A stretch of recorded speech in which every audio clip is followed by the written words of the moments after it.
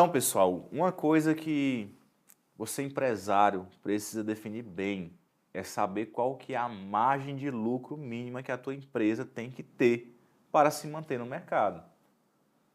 Você tem que pesquisar qual que é a margem de lucro de uma empresa de serviço, a margem de lucro de uma indústria. Você não pode querer pegar uma empresa de serviço e achar que o lucro é muito grande, porque serviço ele envolve várias outras coisas. O produto você vendeu, se deu defeito você troca, tranquilo, mas a maioria não vem com defeito. Agora, serviço que depende da instalação de outras pessoas, que você nem sempre consegue manter o mesmo padrão para todas as obras, é muito complicado. Então, quando você coloca uma margem muito pequena, você vai ter problemas, porque você também precisa investir na tua empresa.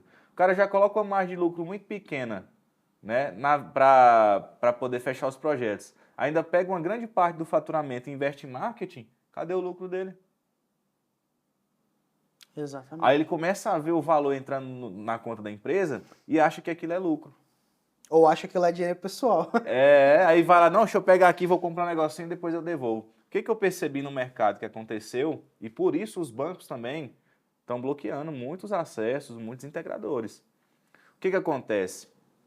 O cara, enquanto não estava no lucro real, comprava o kit para o cliente, ele emitiu uma nota fiscal ou para o banco ou para o fornecedor. O banco ou o fornecedor repassava apenas a parte do serviço. Quando ele migrou para o lucro real, o banco começou a pagar 100% para o integrador. Ele comprava o equipamento dele e repassava para o cliente final.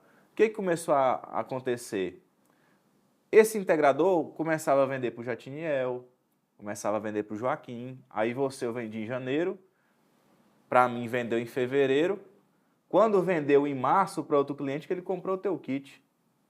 E assim foi fazendo sucessivamente. Com o dinheiro que entrava, ele utilizou para fazer giro de outras coisas, para fazer investimentos pessoais. E aí, quando veio o ano de 2023, com a nova lei, né, 14.300, teve uma queda no volume, não conseguiu manter a operação. Isso aconteceu com inúmeros integradores, porque focaram em preço.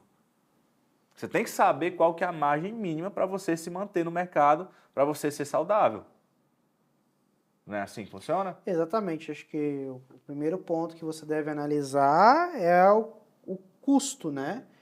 Um empresário, uma empresa de energia solar, isso em qualquer ramo, mas já que nós estamos falando de empresários de energia solar, eles precisam ter uma ideia ali do qual que é o custo fixo, qual que é o custo variável, qual que é o mínimo que a empresa precisa vender Os riscos.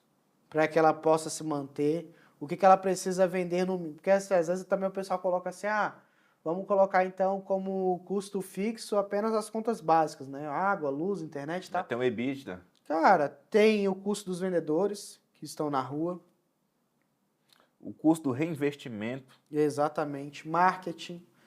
E em alguns pontos, um custo fixo, o pessoal coloca como custo fixo, mas na verdade ele é variável, porque em muitos meses ele é até maior.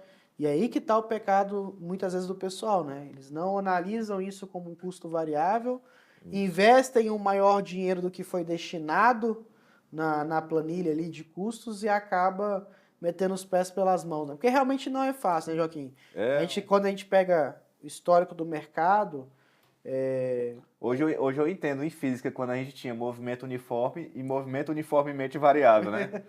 Tem coisas que variam. exatamente. Então, quando a gente olha o histórico do mercado fotovoltaico, quando a gente vê, por exemplo, essas empresas que são um pouco mais quanto antigas ou maiores, talvez elas passaram por um momento do mercado que realmente era aquilo que a gente sempre falava, né? Você não precisava ir atrás do cliente para vender, o cliente vinha até você. A E informação que ele se, tinha é que você e dava. se vendia muito, muito. Tinha integrador que tinha acesso a receber 1 milhão praticamente por dia. Se fechava 1 milhão em contrato praticamente por dia. Ou pelo menos por semana. Foi a era de ouro da energia solar. Então, cara, você tinha empresa de energia solar que estava vendendo muito. E tem empresas de energia solar que passaram por essa fase e que hoje não se resta nada, nem resquício nenhum. Resquício nenhum. porque ela não trabalhou com uma margem legal. Falaram, pô, mas como é que uma empresa faturava aí 6, 8 milhões por mês e não tá hoje no mercado? Porque ela não soube administrar a E margem. não teve as estratégias certas para a mudança do mercado. Muitas Exato. vezes se fixou ali com uma marca que até nem está sendo mais vendida no Brasil. Exato. Uma coisa que eu gostaria de falar para todo mundo, gente, mais que você saiba que o equipamento não é bom, evita falar mal, porque em algum momento tu vai vender ele. Quantas vezes eu falei mal de uma marca X, que hoje eu vendo mais ela do que a marca Y, que eu vendi na outra empresa dizendo que era a melhor do mercado.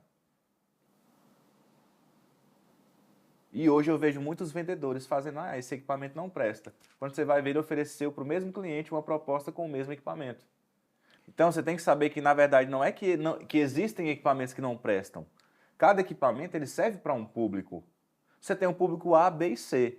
Não tem como você querer atender os 3 públicos. Ou você atende alto padrão, ou médio, ou baixo.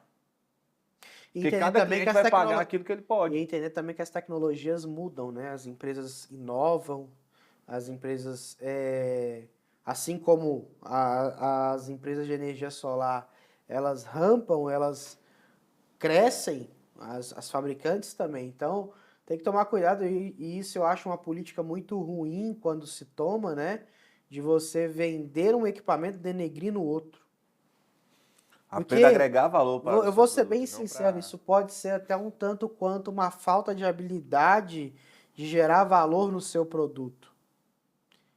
Não denigre, fala dos seus diferenciais. Fala o que tu sabe. Fala o que tu sabe, o que teu produto tem diferencial. Agora, denegrir outro produto é muito feio. E assim, Joaquim, até a gente pegando um pouquinho dessa parte, né, do que o mercado passou. Galera, a gente precisa ter uma noção quanto ampla sobre o mercado, porque, ó, eu tenho um dado aqui de uma gigantesca financiadora do nosso mercado fotovoltaico, e no ano de 2021, ela financiou cerca de 36 milhões, tá? 36 milhões em valores de sistemas fotovoltaicos, essa financiadora.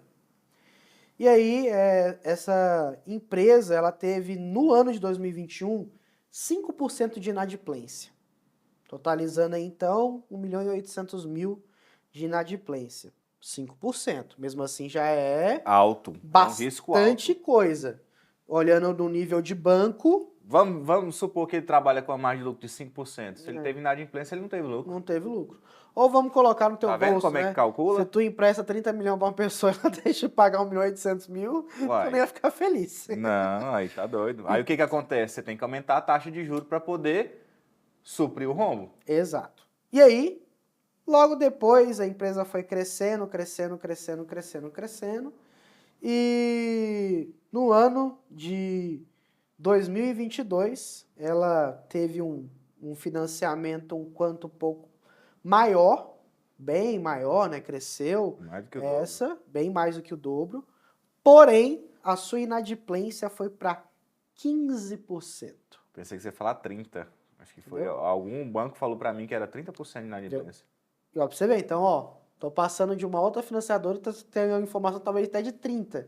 É, porque quando chega um certo momento, um certo temto de mercado, a gente tem acesso a Exato. essas informações privilegiadas. E aí vem a grande questão, né, quando a gente fala sobre isso. Ah, beleza, fulano então, a instituição financeira tinha 5% de inadimplência, agora está tendo 15%, 20%. Você acha que isso não vai ter impacto nenhum? Taxa de juros, a taxa de aprovação do mercado, o limite de crédito, as análises que vão ser feitas. A gente até brinca, tem uma instituição financeira que fala, ó, fulano, eles falam até o nome da pessoa, não vou citar aqui, obviamente, né? Mas ela fala, fulano nos ensinou a trabalhar. Por quê? Porque essa pessoa em si, ela passou o golpe em 3 instituições financeiras, com CPF falso, e todo mundo teve que mudar a regra de como financiava-se sistemas fotovoltaicos. Ah, mas Jatiniel ficou muito mais seguro. Só que, obviamente, ficou muito mais rigoroso, muito mais difícil de se aprovar. E mesmo assim, ainda existem fraudes, pessoal. Muita fraude no mercado. No começo, realmente, era bem mais fácil. Hoje em dia, para você assinar, fazer assinatura digital tem que ter foto, tem que ter várias outras coisas que no começo não tinha, né? Exato, exatamente. Então, eu quero Participar da ligação ali, né? Tá ligando, confirmando os dados.